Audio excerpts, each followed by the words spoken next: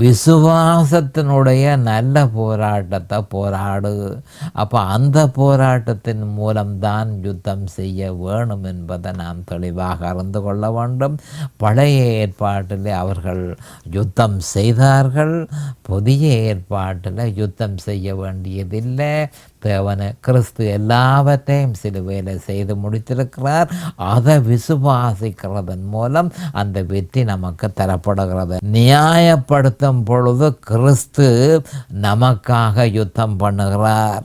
பரிசுத்தப்படுத்தும் பொழுது பரிசுத்த ஆவியானவர் நம்மில் இருந்து யுத்தம் பண்ணுகிறார் என்பதை நாம் தெளிவாக அறிந்து கொள்ள வேண்டும். புதிதான சுபாவம் பிரவேசிக்கும் பொழுது பழைய சுபாவமாகிய மாம்ச சுபாவம் உடனடியாக யுத்தத்தை ஆரம்பிக்கிறது.